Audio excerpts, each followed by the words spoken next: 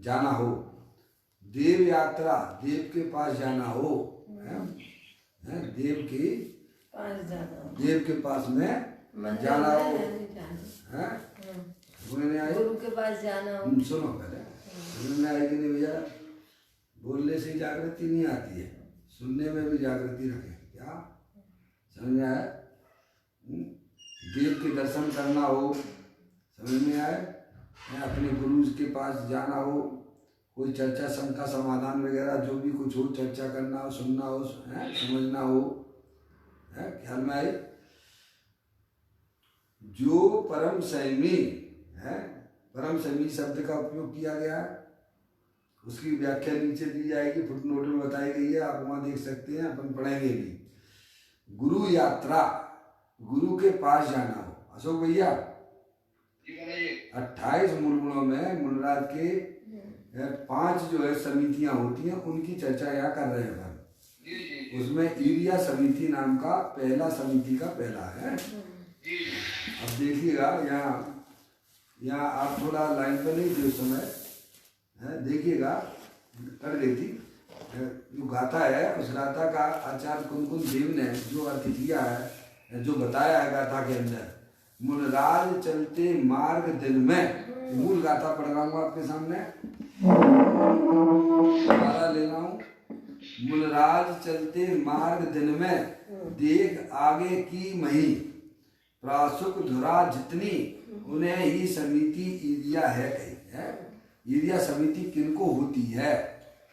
केवल बार में निर्वस्त अवस्था हो है भैया, लेकिन जब गमन करते हैं और बातें करते हुए चलते हैं, जमीन को 4 हाथ जमीन को देख के नहीं चलते हैं, है भैया, और सुबह 4:30-5 बजे निकल जाते हैं, है भैया, उन्हें ईरिया समिति नहीं होती है। क्या कहा भैया? वे मूलराज ही नहीं है कायदे से, क्योंकि वो आगम की आज्ञा के विरुद्ध हो गए। आचार्य कुंकुम देव ने हम कैसे पहचाने मुनि है कि नहीं है? अशोक भैया हमारे सामने बहुत सारे प्रश्न उत्पन्न हो जाते हैं, जो निर्वस्त अवस्था है हम तो इनको मानेंगे, पीछे कमंडल लिए हुए हैं भैया, यही हमारे मुनि है। कहते नहीं, अरे व्यवहारिक दृष्टि से तो आप ज्ञान कर सकते हो कि नहीं कर सकते हो? जो आगम में लिखा हुआ है, आगम के अनुसार तो मिलान करोगे कि नहीं करोगे? अंदर का तो ठीक है, कैसा में समझ में नहीं आता अपन को, है भैया, कि उनकी आत्मा में 3 चौकड़ी कसाई की हवा पूर्वक वितरक दशा है या नहीं, ये हमको नहीं मालूम पड़ती है ना। पर ये तो दिखाई देता है कि बाहर में निर्वस्त अवस्था हो है, और दिल में गमन करते हो, सूर्य उदय के अंतर्मुहूर्त 48 मिनट बाद। क्या कहा भैया? ऐसा नहीं 4:30 बजे चलने गमन करने लगे, 5 बजे गमन करने लग जाए, ऐसा नहीं है क्या?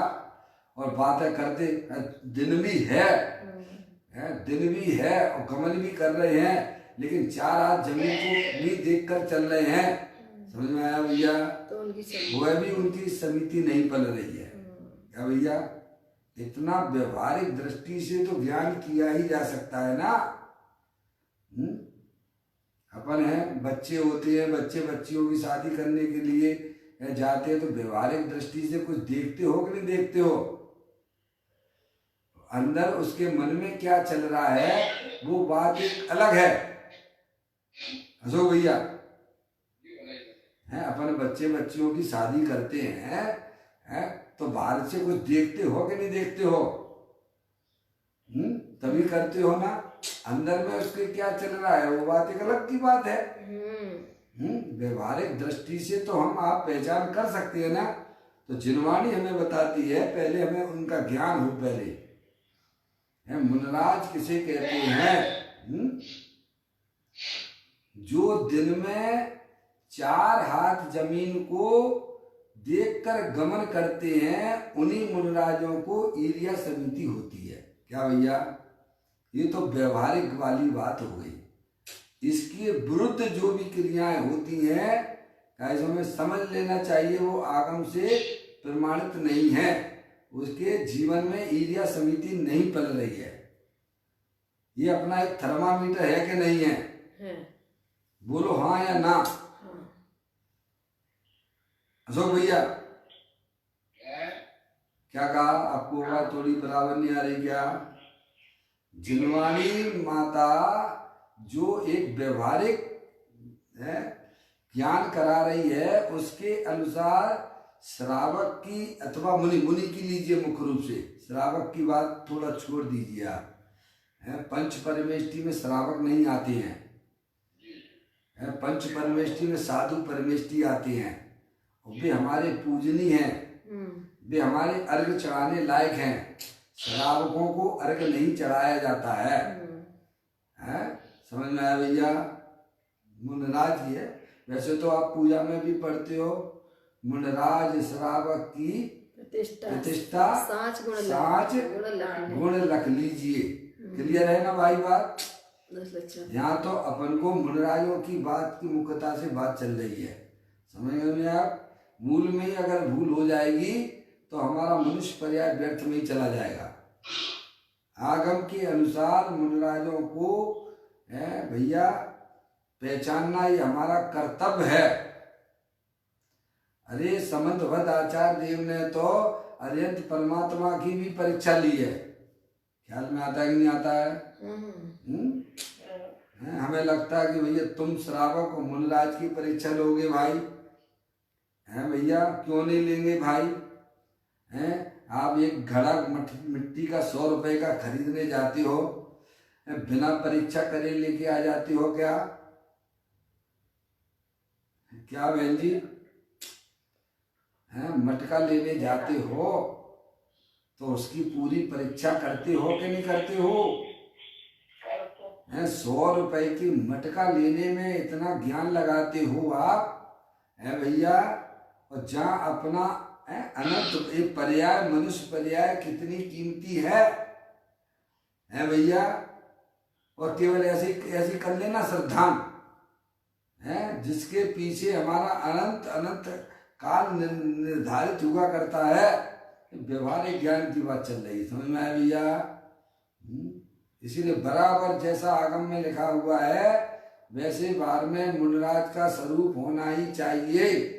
उसके विरुद्ध अगर कोई अपनी क्रिया करता है तो वह व्यवहारिक दृष्टि से भी वह वास्तव में मुनि नहीं कहलाता है। ये हमारा आपका सबका कर्तव्य है। समझ में आया भैया? तो कहते हैं, देखो आचार्य कुनकुन देव की गाथा चल रही है भैया।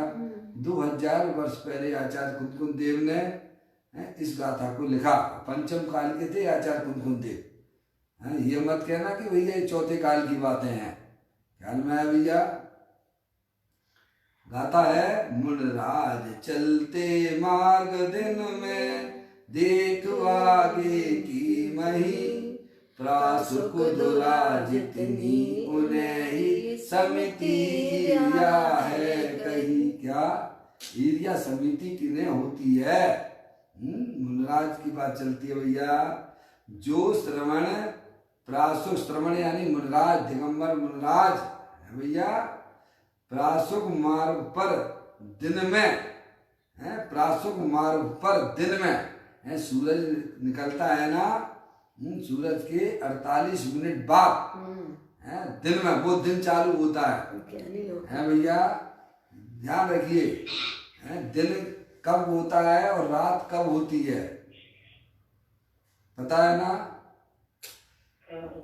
जब सूरज का उदय होता है उसके 48 मिनट बाद दिन चालू होता है, और जब सूरज का अस्त होता है उसके 48 मिनट पहले रात हो जाती है। बराबर? अशोक भैया, बहुत से जैनी है उन्हें यही नहीं मालूम पड़ता कि दिन कब होता है और रात कब हो जाती है भैया। सूरज के निकलने पर 48 मिनट बाद दिन प्रारंभ होता है, और सूरज के अस्त होने से पहले वह रात हो जाती है। हमारे भाई बहन रात का नियम ले लेते हैं कि रात्रि में भोजन नहीं करेंगे भाई, है। तो रात्रि का मतलब क्या, सूर्य अस्त के पहले 48 मिनट पहले तक दिन रहता है और उसके बाद रात्रि चालू हो जाती है। उसमें आप जो है जो भी भोजन आदि लेते हैं वह सब दोष सहित हो जाता है। क्लियर हुआ भैया बात।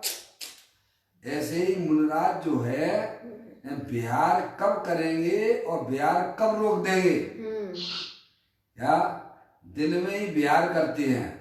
सूर्य उदय के 48 मिनट बाद वह बिहार करते हैं और सूर्य अस्त के 48 मिनट पहले क्या है समय वो जो है अपना गमन जो है वो रोक देते हैं। आगे बात समझ में, ये हो गया दिन में। क्लियर हो गया भैया, किसी को कोई शंका? अगर वह दिन के छोड़कर है अगर बिहार करते हैं तो वो एरिया समिति उनकी नहीं पलती है। क्या तो यहाँ कहते हैं प्रासुक मार्ग पर दिन में धुरा प्रमाण आगे देखकर चलता है, वह श्रवण मुनि दिगंबर मुनराज है। भाई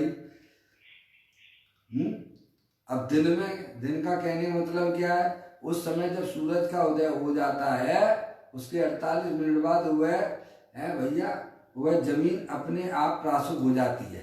अब चाहे उस पर व्यक्ति चले अथवा ना चले, क्या भैया उससे यहाँ कोई प्रमाण नहीं है कि साहब ये मार्ग तो बंद है, यहाँ तो मनुष्य लोग गमन ही नहीं करते हैं तो प्रासुक हुई कि नहीं हुई है। अरे वो ऑटोमेटिक प्रासुक हो गई है। प्रासुक हो गई है यानी जीवों की वहां पर उपस्थिति नहीं है उस मार्ग पर, उस रास्ते पर।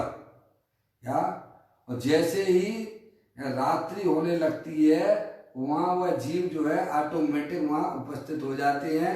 ऐसी बहुत सी सूक्ष्म राशि हैं जो मार्ग में दिखती नहीं है। समझ में आई भैया। इसीलिए मुनराज ऐसी जगह गमन करते हैं और 4 हाथ जमीन को देख कर चलते हैं। क्या भैया कि हमारे कारण से किसी जीव को दुख ना हो। क्या भैया ख्याल में आया, हमारे गमन करने से कोई जीव की विराधना ना हो, किसी जीव को हमारे द्वारा कष्ट ना हो। है भैया ऐसे मुनराजों की अंदर के स्वभाव के परिणाम चलते हैं। ख्याल में आया भैया। यदा कदा प्रवृत्ति नहीं करते हैं, यहाँ भी लिखा हुआ है। देखिए अभी आप पढ़ेंगे, आप टीका के अंदर भी ये सारी बातें हैं सभी खुल के आने वाली है। ख्याल में आई भैया। अब यहाँ पर टीका पदम प्रमलदाय देव मुनराज उसकी चर्चा करते हुए हमें बताते हैं। इस गाथा में मुनराज कहते हैं पदम प्रमलदाय देव, इस गाथा में एरिया समिति का स्वरूप कहा है। जो परम संयमी, देखो परम संयमी शब्द उपयोग किया है मुनराज के लिए। परम संयमी की व्याख्या यहाँ पर फुट नोट में नीचे आपको पढ़ने को मिलेगी। आपके पास में मूल ग्रंथ हो तो आप वहां पर देख सकते हैं। यहाँ स्टार बना दिया ना एक परम संयमी, उसको फुट नोट में नीचे देखना, अभी पढ़ेंगे अपन। जो परम संयमी गुरु यात्रा यानी गुरु के पास जाना, किसके पास जाना? गुरु के पास है। कोई शंका समाधान चर्चा धर्म की करना हो भैया है, ऐसे अपने गुरु के पास में जाना। बिना काम के वे गमन नहीं करते हैं। हम आप तो बोलते रहते हैं बिना प्रयोजन के। समझ, ऐसे मुनराजों का जीवन नहीं होता है। समझ में आया भैया। कहते हैं गुरु यात्रा के गुरु के पास जाना और देव यात्रा देव के पास जाना है भैया। आर के लिए भी जाते हैं, गमन करते हैं ना, विहार करते हैं ना। कभी ऐसा बनता है ना, अथवा जंगल में है वहाँ देव नहीं है, तो अभी वह आर के लिए तो गमन करेंगे ना। तो कहते हैं देव यात्रा देव के पास जाना आदि शब्द दे दिया है, 2 चीजों को मुख्य करते हुए है और आदि में सब गर्भित हो गया। प्रशस्त प्रयोजन का उद्देश्य रखकर क्या है का एक एक शब्द का आपको उसका अर्थ किया जा रहा है। प्रशस्त प्रयोजन का उद्देश्य रखकर, प्रशस्त यानी परिणामों में शुभ परिणाम है, हमारे द्वारा किसी जीवों को तकलीफ ना हो, हमारे निमित्त से किसी जीव की हिंसा ना हो। ये प्रशस्त का अर्थ होता है। प्रशस्त प्रयोजन का उद्देश्य रखकर, बिना प्रयोजन तो वे गमन करते ही नहीं है भैया। एक धुरा यानी 4 हाथ। एक धुरा का मतलब क्या? धुरा मतलब 4 हाथ। मुनराज के 4 हाथ, समझ में आई? एक धुरा यानी 4 हाथ जितना मार्ग देखते देखते। अब 4 हाथ क्यों लिया भाई? 5 हाथ ले लेते, 3 हाथ ले लेते। अशोक भैया, राजीव जी लाइन पर हैं? 4 हाथ ही क्यों लिया? क्योंकि 4 हाथ, देखिए आप, 4 हाथ जब जो है, 4 हाथ पर उनकी गर्दन झुकेगी नहीं, सीधी सामने से दिखाई देगी। और 5 हाथ लेंगे तो वहां जीव इतने आपको दृष्टिगोचर नहीं होंगे। और 3 हाथ लेंगे तो उसमें थोड़ा गर्दन नीची हो जाएगी। ख्याल में आया भैया? 4 हाथ जमीन जब आप उसके शरीर के जो 4 हाथ लेना भैया, समझ में आया? ख्याल में आइए सो भैया? 4 हाथ देखने मतलब क्या? वो दृष्टि बिल्कुल एकदम जो है उस जमीन को बिल्कुल सीधे रहकर, ऐसे टेढ़े हो के नहीं तो 2 हाथ 3 हाथ हो जाएगा। 5 हाथ 6 हाथ का हो गए तो वो जो है कैसे में फिर वह इतना स्पष्ट उनको दिखाई नहीं देगा। इसलिए 4 हाथ जो है सीधी जमीन जो है दिखती है। समझ गए आप भैया? इसलिए 4 हाथ लिया गया है। एक धुरा यानी 4 हाथ जितना मार्ग देखते देखते, बातें करते करते नहीं। सब भैया तो उसको समझो, जितना मार्ग देखते हैं, जितना एक धुरा जितना मार्ग देखते देखते। स्थावर ले लिया ना? स्थावर में कौन से आ गए? एक इंद्रिय जीव आ गए, ठीक है ना भैया? तथा जगन में प्राणियों की समझे ना, विकलात्रय है जगन में 2 इंद्रिय 3 इंद्रिय, ये विकलात्रय जन जीव प्राणियों की परिरक्षा, परिरक्षा समस्त प्रकार से रक्षा के हेतु दिन में ही चलता है। क्या? दिगंबर मुनराज होती है, निर्वस्त्र अवस्था है, पीछे कमंडल है, बाहर में किसी प्रकार का कोई परिग्रह नहीं है, और परम संयमी है। परम संयमी की व्याख्या अपन नीचे पढ़ेंगे जो फुटनोट में दी गई है। अभी तो आपको व्यवहारिक ज्ञान कराया जा रहा है। मुनराज की ईर्ष्या समिति कैसी होती है भैया, उसकी चर्चा यहाँ की जा रही है। कहते हैं परीक्षा यानी समस्त प्रकार से रक्षा के हेतु दिन में ही चलता है। समझ में आएगा भैया? दिन समझ गया भैया? सूर्य उदय के 48 मिनट बाद और सूर्यास्त के 48 मिनट पहले तक ही वे गमन करेंगे। उसके बाद वह गमन करते हैं, पहले करते हैं, वह ईर्ष्या समिति के अंतर्गत नहीं आता है। क्लियर हुआ भैया? ऐसे ही आप कोई प्रतिमा लेके प्रतिष्ठा होती है प्रतिमा की, वहां से पंच कल्याणक होते हैं, वहां से दूसरे स्थान से आप दूसरी जगह ले जाते हैं, गांव में ले जाते हैं, शहर में ले जाते हैं प्रतिमा को। तो कब बिहार करवाना उस प्रतिमा का? अरे बोलो। हाँ, दिन में ही। समझ में आए भैया? ये सारी बातें हैं जो मुनराज के ऊपर घटित हो रही हैं, वो अरिहंत भगवान की प्रतिमा के ऊपर भी उतना ही लागू पड़ता है। समझ में आया? अरे साहब ये तो प्रतिमा, अरे तुम प्रतिमा देख रहे हो, आपने उसमें प्राण प्रतिष्ठा की है ना, मूर्ति है ना, उसमें आपने स्थापना की है ना देव की। भैया तो अबे साक्षात प्रतिमा भगवान ही हो गए वे। क्या भैया हो गए कि नहीं हो गए? उससे पहले जब तक उसमें प्राण प्रतिष्ठा नहीं होती है तब तक कारीगर उसके ऊपर भी चढ़ता है। बताया कि नहीं बताया? तो प्रतिमा बनेगी कैसे? बड़ी बड़ी प्रतिमाएं होती हैं, आपको मालूम ही है। आप चले जाइए समदेव शिखर जी में चले जाइए, अथवा जयपुर में चले जाइए, अथवा जहाँ पर प्रतिमाएं कारीगर बनाता है वहाँ आप देखिएगा। सोनगढ़ में भैया समझ में आया? वो ऊपर ही ऊपर चढ़ के भगवान, इतने बड़े भगवान हैं, बाहुबली की प्रतिमा है, तो वो कैसे बनाएगा भैया? उनके ऊपर तो बैठना ही पड़ेगा ना उसे, तो उसको दूस लगता होगा क्या? नहीं लगता। क्यों? क्योंकि अभी वह पत्थर है। क्या है? अभी उसमें प्राण प्रतिष्ठा नहीं हुई है और अभी वह प्रतिमा पूजने योग्य भी नहीं है। समझ में आ गई ना भैया? इसीलिए उस कारीगर को वह दोष नहीं लगता है। और उसके बाद अगर बैठेगा तो प्राण प्रतिष्ठा, समझ गए नहीं आप? देखो अकलन निकलन की बात भी आती है। जब वे शिक्षा लेने के लिए गए थे, अब दिगंबर प्रतिमा है, उनकी परीक्षा ली गई थी। परीक्षा यानी इसमें कौन है जिसने सुधार किया है? कौन जैन आ गया है? उनके यहाँ गए थे। कौन के यहाँ? बौद्धों के यहाँ गए थे ना शिक्षा ग्रहण करने के लिए। ख्याल में आया कि नहीं आया अशोक भैया? वो गए थे ना, तब उनने कैसे में करेक्शन कर दिया था, सम्यक शब्द का उपयोग किया था। वहाँ दर्शन ज्ञान चारिताणी मोक्ष मार्ग लिखा था, है, तो उन्होंने सम्यक शब्द आगे लगा दिया। तो वो समझ गया यहाँ कोई जैन आया है जो सम्यक शब्द का उपयोग कर रहा है। उनके यहाँ अलाउ नहीं था दिगंबर लोगों को। ख्याल में आया?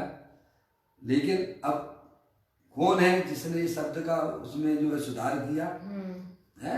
कोई जैन आया हुआ है। अब उसकी कई प्रकार से कैसे में परीक्षाएं ली गई है, समझे? तो एक उसमें ये भी था कि प्रतिमा को वहां पर अगर दिगंबर होगा है तो वह इस प्रतिमा को लांगेगा नहीं।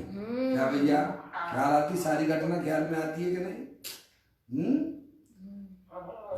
तो वह पकड़ा जाएगा। तो उन्होंने क्या किया? अब वो उसमें जो है युवा थे, वस्त्र पहने थे, तो अपने उसमें से धागा निकाल के, उसमें से उन्होंने अपने वस्त्र में से ही छोटा सा धागा निकाल के उस प्रतिमा के ऊपर डाल दिया और लांग गए। है भैया ख्याल आती? सारी घटना और लांग गए और उसको लांग गए, क्योंकि अब वह प्रतिमा बीतरागी प्रतिमा नहीं रही है, अब वह सरागी प्रतिमा हो गई है। क्या कह रहा है अशोक भैया? परिग्रह हो तो प्रतिमा नहीं। अशोक भैया है बराबर ठीक है कि नहीं? मैं आपको इसीलिए पूछता हूँ। देखो है चंदन लगा दोगे उस प्रतिमा पे तो वह बीतरागी प्रतिमा कहलाएगी क्या? सरागी हो गई। ऐसे समझना चाहिए भैया, है ना? कोई भी श्रृंगार भगवान की प्रतिमा के ऊपर हो तो वह बीतरागी प्रतिमा नहीं होती है। तो वो भी एक मुनराज का ही स्वरूप समझिए। हमें तो साक्षात मुनराज दिखाई देती है, समझे ना? तो मुनराज जो है बाहर में पीछे कमंडल होता है और किसी प्रकार का परिग्रह उनके पास में नहीं होता है। अगर अणु मात्र भी अगर परिग्रह अपने पास में रखती है तो व्यवहारिक दृष्टि से वह वास्तव में मुनि ही नहीं होता है। एक बात तो जी समझ में आई? ऐसे ही जो प्रतिमा का जो विहार होता है वह दिन में ही विहार होता है, जैसे मुनराज का होता है ना भैया। एक बार की बात है, मैं भोपाल में जब था तो भिंड में कैसे में कोई फिजा के मंदिर के लिए भाई कौन जाएगा भिंड में? तो मैंने कहा भिंड के वो अनिल जी है ना पंडित जी हैं, वो जाएंगे। क्या वो लेके आएंगे, गाड़ी जाएगी और उसमें से कैसे में अनिल जी जाएंगे और उसको कैसे में प्रतिमा को वो लेके आएंगे, क्योंकि सब भिंड का वही रहने वाले हैं ना। तो मैं गया है वहाँ से कोई फिजा के लिए, वहाँ से प्रतिमा लेके मैं वहाँ से निकला। रात्रि में हो रही थी रात है भैया, सूर्यास्त के 48 मिनट पहले तक दिन रहता है। तो अभी क्या करना, मैंने कहा भैया ऐसा करो सोनागिर जी बीच में मिल रहा है, सोनागिर क्षेत्र मिल रहा है, वहाँ पे अपनी गाड़ी को रोकना है। तो वो कहते हैं और लोग बैठे हुए, अरे भाई साहब अभी तो दिन है ना, अभी क्या दिक्कत है, अभी तो अपन चल सकते हैं। नहीं, हमारे मुनराज भी 48 मिनट पहले सूर्यास्त के पहले अपना विहार रोक देते हैं। समझ में आया? मुनराज नहीं चलते हैं तो? जब मुनराज ही नहीं विहार करते हैं तो देव विहार करेंगे क्या? भगवान विहार कैसे करेंगे? है भैया समझ में आई? तो वहां पर उसका गमन रोक दिया गया भैया। तो दूसरे दिन का समय सूर्योदय के 48 मिनट बाद हमने अपना वहां से गमन प्रारंभ किया है। ये होती है विवेक की बातें है भैया, समझ में आती है सो भैया। तो ये कहते हैं कि एक धुरा चार हाथ जितना मार्ग देखते देखते हैं स्थावर तथा जंगम प्राणियों की परिरक्षा एक समस्त प्रकार से रक्षा हमारे द्वारा है, किसी को कैसे में कष्ट ना हो, किसी जीवों को समझ गए आप, किसी जीवों की हिंसा हमारे निमित्त से ना हो जाए, ऐसी उनके अंदर में परिणामों की विशुद्धता हुआ करती है भैया, कि हेतु दिन में ही चलता है। ये पदम प्रमलदाई देव मूलराज बता रहे हैं। आचार्य कुंदकुंद देव की गाथा की टीका करते हुए, अब दो मूलराज हो गए ना आपके पास में, आचार्य कुंदकुंद देव भी हो गए और पदम प्रमलदाई देव मूलराज हो गए भैया। बताइए आप उन मुनियों की बातों को नहीं समझना क्या? क्यों नहीं समझना, बताइए आप मेरे को। लोग बड़ा आक्षेप करते हैं भैया कि आप इनको नमस्कार क्यों नहीं करते हो भैया। अरे हम नमस्कार करने के लिए कहाँ मना कर रहे हैं, पर वो नमस्कार करने योग्य हमें जिनवाणी अनुमति देती है क्या? जो अनर्गल प्रवृत्ति करते हैं, जिनवाणी माता के अनुसार अपनी प्रवृत्तियां नहीं करते हैं, उन्हें आप कैसे नमस्कार कर लोगे भाई? मुझे तो लगता नहीं आपका मन कैसे तैयार हो जाता है। समझ में आया भैया? तो यहाँ कहते हैं दिन में ही चलता है वह श्रवण, उस परम श्रवण को ईर्ष्या समिति होती है, और इसके विरुद्ध जो कार्य करता है उसको ईर्ष्या समिति नहीं होती है। क्लियर हुआ कि नहीं? अस्थि से कथन किया है, उसमें से नास्ति निकाल लेना चाहिए। आगे इस प्रकार व्यवहार समिति का स्वरूप कहा गया है। ये परम प्रबंधकारी देव मूलराज हमें यह बता रहे हैं। अब देखिएगा, ये तो व्यवहार समिति का स्वरूप बताया, अब निश्चय समिति क्या है वो भी आप समझ लीजिए। आप क्या तभी तो दोनों समझेंगे तब समझ में आएगी नहीं आएगी। ये तो व्यवहारिक दृष्टि होगी अशोक भैया। इसमें अगर वह फिट नहीं होता है श्रवण, तो समझ लेना चाहिए कि वह श्रवण नहीं है। ख्याल हुआ भैया? नमस्कार की ये व्यवहारिक बात होगी। अब अंदर की बात भी आप देख लीजिए। आप हैं परम प्रमलदाई देव मूलराज कहते हैं, अब निश्चय समिति का स्वरूप कहा जाता है क्या? हाँ, निश्चय समिति है, व्यवहार समिति और निश्चय समिति। अब निश्चय समिति का स्वरूप कहते हैं अवेद अनुपचार रत्नात्रय रूपी मार्ग पर है। कौन से मार्ग पर? मोक्ष मार्ग पर। क्या? अवेद अनुपचार रत्नात्रय रूपी मार्ग पर, मोक्ष मार्ग पर है। परम धर्मी है, परम धर्मी नहीं परम संयमी, ऐसे अपने आत्मा के प्रति सम्यक यति यानी गति है, सम्यक यति यानी गति, अपने आत्मा के प्रति। किसकी बात आ रही भैया? अपने आत्मा के प्रति यानी परिणति वह समिति है जिनका श्रद्धा, जिनका ज्ञान और जिनका आचरण एक अपने गायक प्रभु परमात्मा की तरफ हो रहा है भैया। अपनी आत्मा की तरफ जिनका झुक रहा है, जिसमें लीन हो रहा है, वो अंदर की समिति है। क्या भैया? कहाँ गमन करते हैं? मोक्ष मार्ग में गमन करते हैं, रत्नात्रय में गमन करते हैं। और रत्नात्रय कहते किसे हैं? अपने आत्मा की श्रद्धा, अपने आत्मा का ज्ञान और अपने आत्मा में रमण करना, वह मोक्ष मार्ग है। क्या भैया? क्या कहा? मूलराज कहाँ गमन करते हैं? निश्चय से तो वे अपनी आत्मा में गमन करते हैं, और व्यवहार में वे चार हाथ जमीन को देखकर गमन करते हैं। ध्यान में आ गई भैया? निश्चय और व्यवहार समझ में आ गया? दोनों का मेल है भैया। निश्चय हुए बिना कोई भी मुनि होता नहीं है। शुद्ध परिणति के बिना वह स्वभाव, वास्तविक स्वभाव नहीं कहलाता है। देखो यहाँ नीचे भी थोड़ा आया होगा तो पढ़ते नहीं, अभी सब क्लियर बात है, समझ में आया? निश्चय समिति क्या है? अपने स्वरूप में रमण करना वह निश्चय समिति है। मोक्ष मार्ग में गमन करना मोक्ष मार्ग किसे कहते हैं?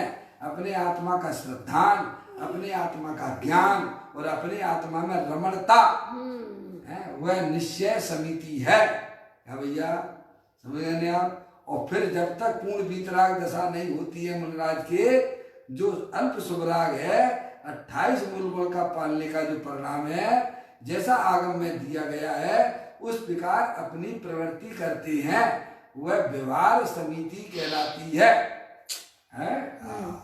देखो कहते हैं आत्मा के प्रति सम्यक यति यानी गति अर्थात परिणति वह समिति है, अथवा निज परम तत्व में। अब उसका अर्थ किया परम प्रबलदायी देव ने खुद खोला है, नीचे भी अपन पढ़ने वाले परम संयमी अथवा परम धर्मी, दो शब्दों का उपयोग किया गया है। आचार्य कुंदकुंद देव ने परम संयमी शब्द का उपयोग किया है और परम प्रबलदायी देव मुनिराज ने परम धर्मी शब्द का उपयोग किया है। उसका दोनों का अर्थ भी अपन पढ़ने वाले हैं भैया। देखो कहते हैं वह समिति है अथवा क्या, निज परम तत्व में। अपना भगवान निज यानी अपना, किसका बात है? मुनिराज का, खुद का है भैया। अपना अपना निज का मतलब यही तो होता है कि दूसरा होता है भैया, यही होता है। सभी के लिए निज है ना अपना भगवान आत्मा। और कैसा है भगवान आत्मा? परम तत्व में है, तीन लोक का नाथ है, सर्वज्ञ स्वभावी है। ऐसा अपना जो परम तत्व है, उत्कृष्ट तत्व है, निज परम तत्व में लीन सहज परम ज्ञान आदि परम धर्म है। क्या कहेगा भैया? अब है आ गया ना, इस अथवा शब्द करके कर दिया ना उन्होंने, अर्थ क्लियर कर दिया कि निज परम तत्व में लीन। किसमें लीन है? परम तत्व। अपना जो क्या है प्रभु परमात्मा जो शुद्धात्मा है, उसमें उनकी परिणति रमण करती है। भैया कहाँ चलते हैं मुनिराज? दुनिया को देखते हैं कि बाहर में चलते हैं। अरे भाई वह तो शरीर की क्रिया है, वह कोई आत्मा की क्रिया नहीं है। मुनिराज तो अपनी आत्मा में लीन होते हुए चलते हैं। क्या चलते हैं? ऐसा कोई बात है भाई? वो आता है ना, वनवासी व्यवहार कहत है, निज में निवसन हारे हैं। अपनी आत्मा में रहते हैं भैया, अपनी आत्मा में, आत्मा के अलावा उन्हें कुछ दिखता नहीं है भैया। हैं समझिए, जैसी अज्ञानी जीवों को संयोगों में सब कुछ दिखता है। समझ में आया? स्त्री मेरी है, पुत्र मेरा है, बच्चे मेरे हैं, इसके अलावा उन्हें कुछ दिखता है क्या? रुपया पैसा मेरा है, मकान मेरा है। अज्ञानी जीवों को बाहरी चीजें वो अपनी दिखती हैं और मुनिराजों को सब कुछ अपना आत्मा दिखता है। समझ में आया भैया? ऐसे महामुनि हुआ करते हैं जो निरंतर निज परम तत्व में लीन है। समझ में आया भैया? निज परम तत्व में लीन सहज परम ज्ञान आदि परम धर्मों को उसके है ना, परम ज्ञान आदि परम धर्मों को है, जो आत्मा का धर्म है। क्या भैया? क्या परम ज्ञान आदि में सभी आ गए, सभी अनंत गुणों में। क्या कहते? अनंत गुणों में केली करते है। समझ में आया भैया? चैतन्य गुफा में, चैतन्य गुफा में मुनिवर बसते, अनंत गुणों में केली कर। क्या करते हैं मुनिराज? अपने ज्ञान प्रभु परमात्मा में निरंतर मस्त रहते हैं। समझ में आया भैया? अब हमें अपनी आत्मा की खबर नहीं है तो हम बारी बार डोलते रहते हैं। उसका फल तो भैया संसार है, दुख है। अपनी आत्मा का परिचय कर लो। अपना आत्मा अनंत गुणों का भंडार है। ज्ञान, दर्शन, सुख, वीर, जीवत शक्ति, चित शक्ति, दृष्टि शक्ति, ज्ञान शक्ति, वीर शक्ति, प्रभुत्व आदि ऐसी अनंत अनंत शक्तियों का पिंड, ऐसा अपना भगवान आत्मा है भैया। उसमें मुनिराजों की परिणति रमण करती है।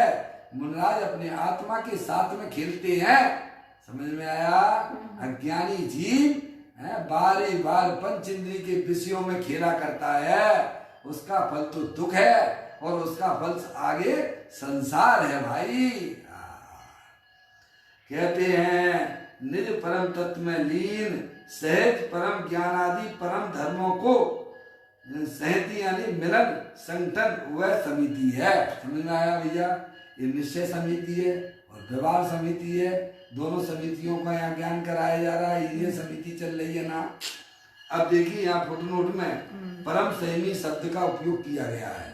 अब परम संयमी किसे कहना, उसको फुटनोट में या नीचे खोल दिया गया है। परम संयमी मुनि को, अर्थात मुनि योग है, समझ गए? परम संयमी यानी मुनि योग, शुद्ध परिणति वाले मुनि को, समझ गए ना? मुनि के योग क्या है? शुद्ध परिणति। और शुद्ध परिणति कैसे होती है भैया? जो शुद्ध जाने आत्म को है, शुद्धता को प्राप्त हो। यही कहा ना है? शुद्ध आत्मा जो अपना देह देवल में विराजमान है, द्रव कर्म भाव कर्म नो कर्म से रहित है, उसका जब पर्याय आश्रय लेती है तब उसकी पर्याय में शुद्ध परिणति प्रकट होती है। आगे बात समझ में भैया? कहते हैं मुनि योग शुद्ध परिणति वाले। मुनि योग यानी 3 चौकड़ी कसाय के अभाव पूर्वक। क्या भैया? मुनिराज कैसे होते हैं? मुनि योग शुद्ध परिणति। समझ में आया भैया? शुद्ध परिणति का जन्म तो चौथे गुण स्थान में ही हो जाता है, पर मुनि के योग जो शुद्ध परिणति होती है, तो मुनि के योग शुद्ध परिणति कैसी है कि 3 चौकड़ी कसाय के अभाव पूर्वक जो पर्याय में शुद्ध परिणति प्रकट हुई है वो मुनि योग कहलाती है। क्या भैया?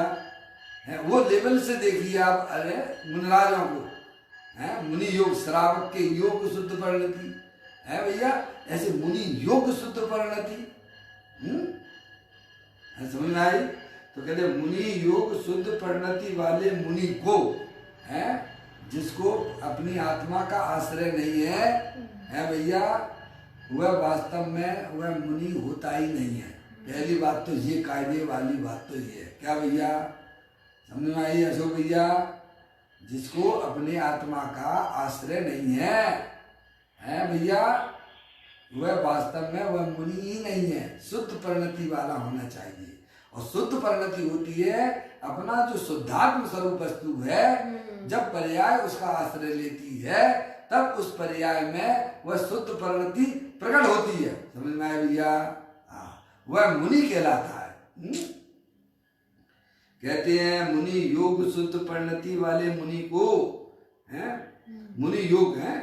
देखिए मुनि को शुद्ध परिणति के साथ वर्तता हुआ। अब देखिए आप मुनिराज हैं, उनको अभी पूर्ण अर्यंत दशा प्रकट नहीं हुई है, अभी उनको शुद्ध परिणति चल रही है। समझ गए?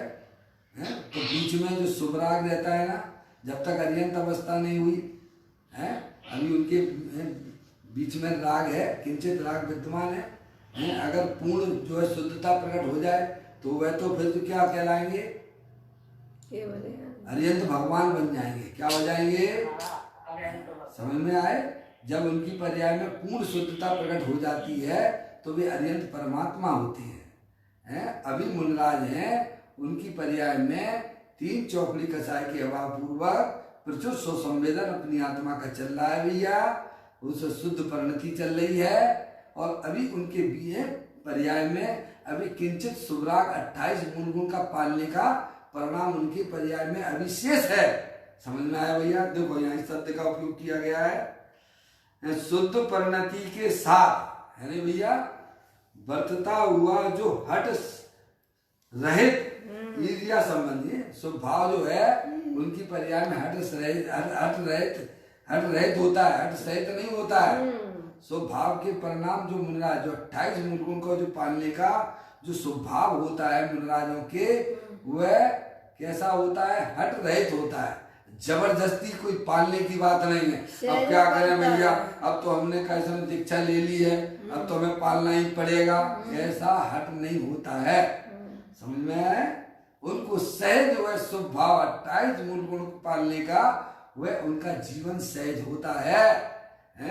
अब जैसे बहुत से श्रावक होते हैं, अब नियम ले लिया भैया रात्रि में भोजन नहीं करना, रात्रि में पानी नहीं पीना, और गर्मी का दिन चल रहा है भैया, अब क्या करें, अपन ने तो नियम ले ला, ऐसा विकल्प हो जाता है ना, श्रावकों को भी हो जाता है ना भैया। लेकिन आत्मा का पता नहीं है, तो उनको ये सारे विकल्प होते हैं। है भैया, ख्याल में आया भैया? उनको उनकी भूमिका के अनुसार तत्संबंधित विकल्प नहीं होते हैं। ऐसा कोई स्वरूप है भाई, वस्तु स्वरूप है ये। है देखो, यहाँ कहते हैं शुद्ध परिणति के साथ वर्तता हुआ जो हट रहित है। शुद्ध परिणति कैसी होती है? हट रहित होती है। जबरदस्ती का ऐसा बांध दिया गया हो, ऐसा नहीं है।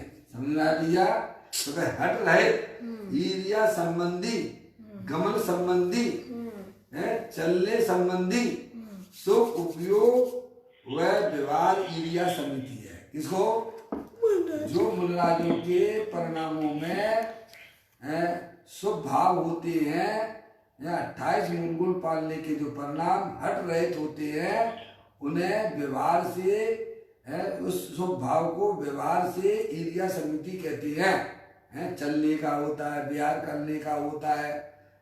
समझ में आए भैया? बहुत सारे काम होते हैं। लघु शंका के लिए आते हैं, दीर्घ शंका के लिए गमन करते हैं, इत्यादि शब्द का उपयोग किया ना। अपने गुरुओं के पास शंका समाधान के लिए भी जाते हैं, चर्चा सुनने जाते हैं। है भैया? देव के पास में भी जाते हैं, भगवान के दर्शन करने के लिए जाते हैं। संवेद शिखर जी है, तो रात में चढ़ते होंगे मुन्ना? क्यों भैया? है समझ में आया भैया? दिन में चढ़ेंगे फिर धूप हो जाएगी, कैसे चढ़े? समझ में आई भैया? हमारे श्रावकों को भी एक देश पालन करना चाहिए। सही बात है भैया। हम तो 2-2:30 बजे ही चल देते हैं संवेद शिखर जी की जीव राशि की बिरादरी है। तुम क्या कर रहे हो? है दुनिया कहे उसे, देखो कितना बड़ा भक्त है, पर वह कितना बड़ा मूर्ख है जो अपनी आत्मा के साथ अज्ञानता बस प्रवृत्ति कर रहा है। समझ में आए भैया? कहते हैं सुपयोग व व्यवहार ईर्ष्या समिति है। शुद्ध परिणति ना हो, अब देखिए क्लियर करते हैं, शुद्ध परिणति ना हो वह शुभ उपयोग हर सहित होता है। जिनके पर्याय अपने गायक प्रभु परमात्मा का आश्रय नहीं लेती है, वह स्वभाव हर सहित होता है। क्या? द्रव्य पर्याय स्वरूप वस्तु है ना। पर्याय के बिना द्रव्य होता है क्या? द्रव्य के बिना पर्याय होती है क्या?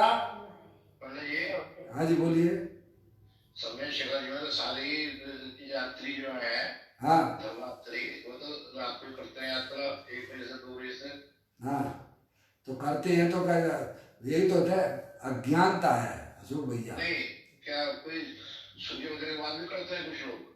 हाँ करते हैं। नहीं करते हैं या नहीं करते हैं, अपन को ये नहीं समझना, अपन को ये समझना है कि कैसे करना चाहिए। मैं कोई वहाँ पे बैठा हूँ तो दर्शक बना थोड़ा बैठा हूँ जो आपको बता दूंगा, लेकिन व्यवस्था क्या होना चाहिए हमें ये सोचना चाहिए। करने वाले करते होंगे, नहीं जो ज्ञानवान होंगे वे तो करेंगे, अज्ञानी होंगे जो चल रहा है वो कर ही रहे।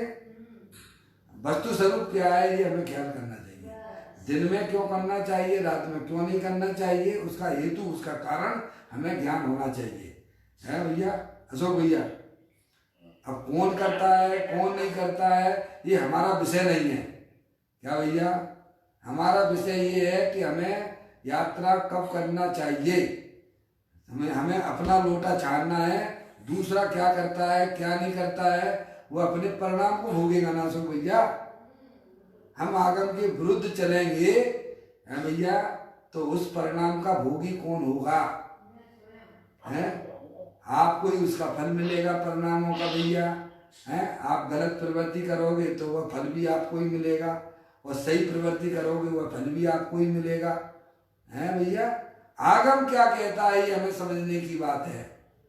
दुनिया क्या करती है हमें इससे कोई लेना देना नहीं है। समझ आया भैया? हमें अपने पंडित टोडरमल जी साहब ने स्वरूप बताया कि नहीं बताया? तो कहते भैया ऐसे दोष देखकर दूसरे के दोषों की तरफ नहीं देखना। अपने अंदर कोई इस प्रकार का दोष हो तो उसे निकालने का प्रयत्न करना। हमने तो तुम्हें वस्तु स्वरूप बताया। क्या बताया भैया? हैं?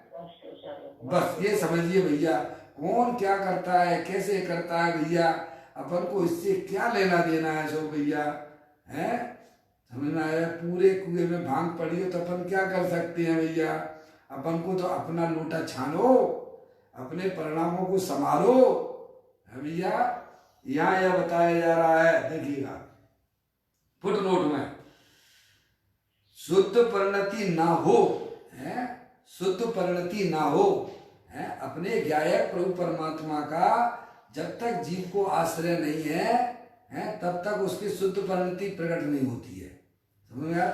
शुद्ध परिणति की प्रकटता अपने ज्ञायक प्रभु परमात्मा का जब पर्याय आश्रय लेती है, तब उसकी पर्याय में वह शुद्ध परिणति प्रकट हो जाती चौथे गुण स्थान से। क्या भैया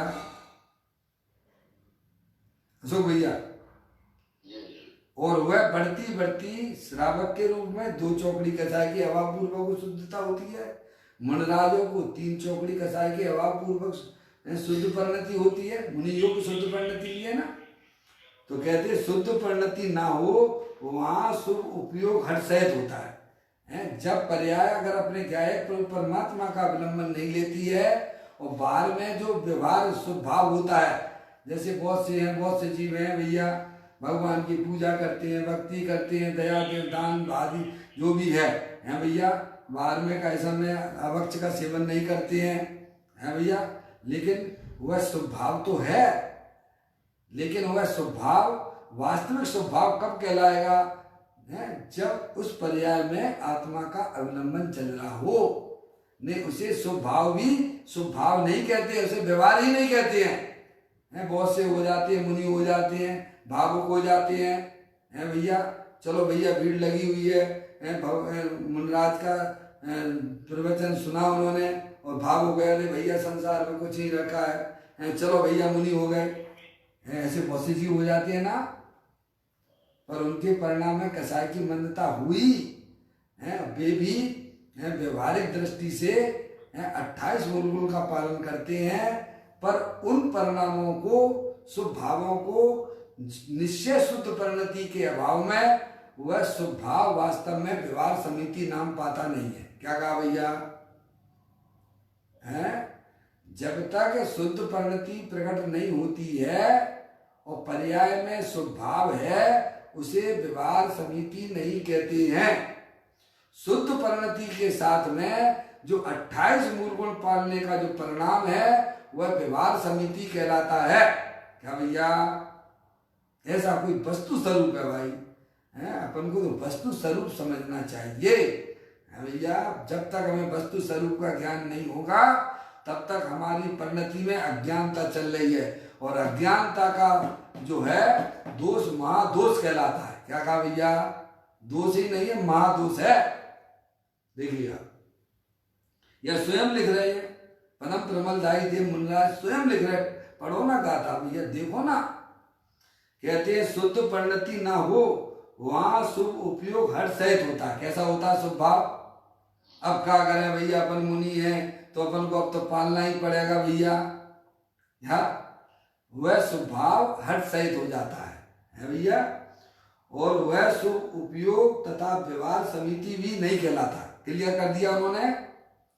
जो शुभ उपयोग 28 मूल गुण पालने का परिणाम है, लेकिन शुद्ध परिणति के अभाव में वह स्वभाव व्यवहार समिति नाम नहीं पाता है।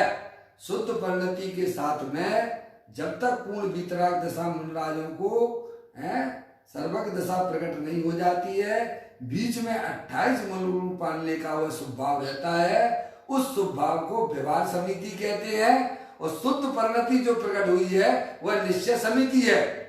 आगे दोनों निश्चय व्यवहार भैया ख्याल में है। वह स्वउपयोग तो व्यवहार समिति भी नहीं कहलाता है, जो हर सहित हो रहा ना स्वभाव। इस ईदिया समिति की बात अन्य समिति का भी समझ लेना चाहिए। ये प्रारंभिक पहली समिति है, फिर बाद में है भैया भाषा समिति आएगी, ईश्वर समिति आएगी, आदान निक्षेपण समिति आएगी। प्रारंभ में उन्होंने हिंट कर दिया। ऐसे ही का समय अन्य समितियों को भी समझ लेना चाहिए। इस प्रकार जो है अपनी चर्चा यहीं पर विराम लेती है। आज अपन ने 2 ही मुनिराज आचार्य कुमकुंद देव और परम परमदायी देव मुनराज को 61 नंबर की गाथा के माध्यम से निश्चय और व्यवहार समिति के स्वरूप को जाना है।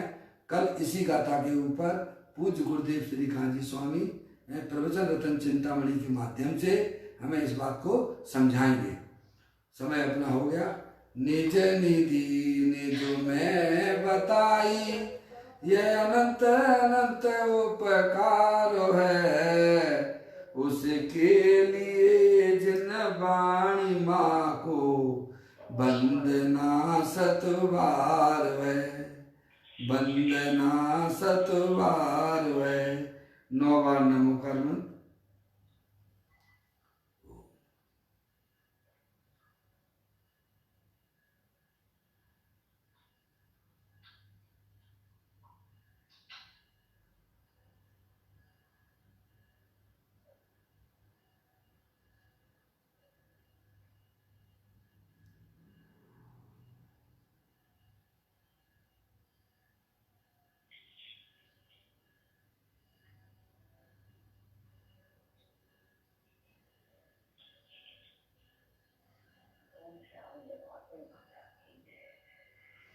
बोलो द्वादशांग जन्माणी माता की जय।